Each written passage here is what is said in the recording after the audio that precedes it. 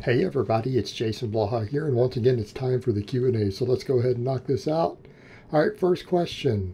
What's your thoughts on adding an adjustable angle cable machine for the supplementary work?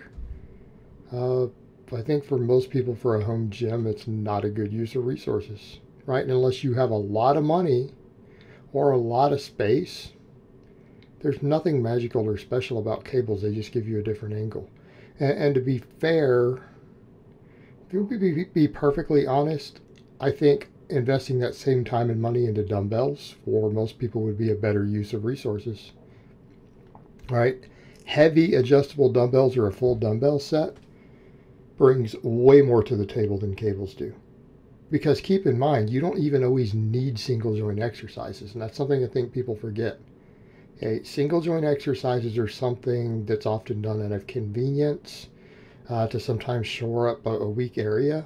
They are absolutely under no circumstances actually required to maximize either strength or hypertrophy. They're just another tool in the toolbox, and a sometimes useful tool. They're actually not necessary. And so we come over to cable stuff. Well, how much of that cable stuff could you easily just replace with dumbbells? Even some of the smaller cable things you do, you could just do with bands. In other words, it doesn't bring anything that unique to the table other than just give you a new movement pattern for overuse purposes, right? So in my case, it wouldn't be a good use of space or resources for me personally. So I assume maybe you're asking for me. I have 300 pounds of bands. I have adjustable dumbbells that go up to 150 pounds. I have 15 barbells. I've got a belt squat machine. I have no use for a cable station. Now, does that mean that I never prescribe cables to clients? No. I mean, if they have access to one and we need some variation, sure. Plenty of my guys at commercial gyms do some rope press downs, right? They occasionally do some lat pull downs if we need to, because they're not strong enough to do pull-ups or chin-ups with the volumes I want. You know, we do some of those things, right? They occasionally have uses, but if we're talking about someone investing their own time, space, and money in their own home gym for it, I'm probably not going to advise that, even to a client. There's just a better use of those things. Now, I mean, I get it. If you're a millionaire, and you guys may figure that out, I probably have some clients who are in that category. Hey, if you're a millionaire and you have an entire giant room with room for multiple racks and cable stations and things, by all means, knock yourself out. But it's more of a flex of your wealth. It's a wealth flex. It's not really important to your gains, right? Not really a big deal. But like I said, if I have clients, sometimes we use them because they're at the gym and that's already what they have. And they don't have specialty bars.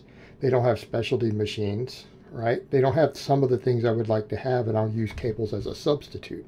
But it wouldn't be where I would have them invest their money if they were going to take up floor space and space in their home gym and put their money in it.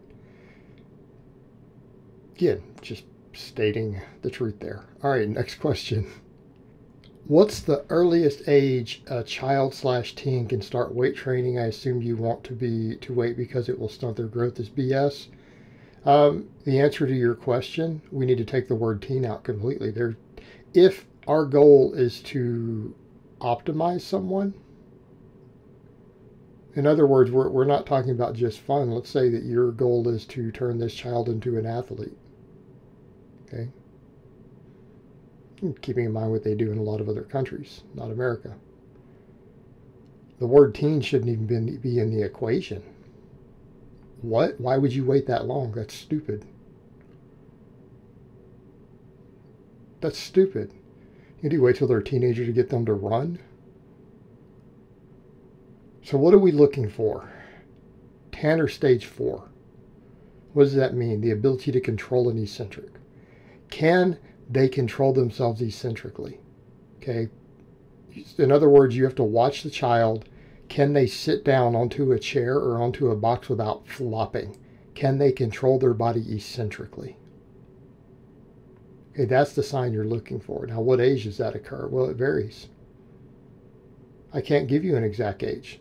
You look for Tanner stage 4. That's your physiological sign that it is okay to put them under resistance training. Here's what I'm going to say though. They also don't have the hormone production to maximize muscle mass until they're older. So your effort should be put into ingraining good form, good technique, spending years familiarizing themselves with basic movements. Okay, that's what you need to focus on. Teaching them the basics, letting them learn to do it and to learn to control their body under a load. You do not want to do sets to failure. You do not want to be hitting max weights. You need to wait till puberty for that. Okay, in other words, you need to wait till their full hormones have kicked in before we start talking about heavy loading of any type.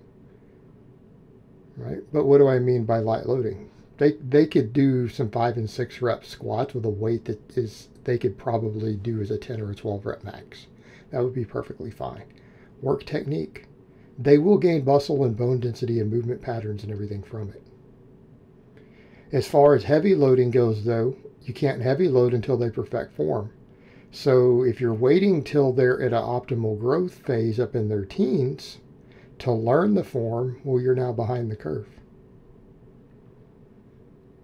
Right, you're behind the curve. Now they could be making gains, but now we're spending that time learning the basics. So in an optimal environment, this is what we're discussing.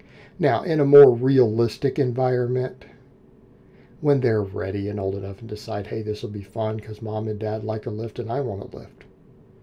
Okay, and in that case, you follow those guidelines I just gave, though. That Tanner stage 4, and then you need to wait till puberty before you do any real serious loading of any type.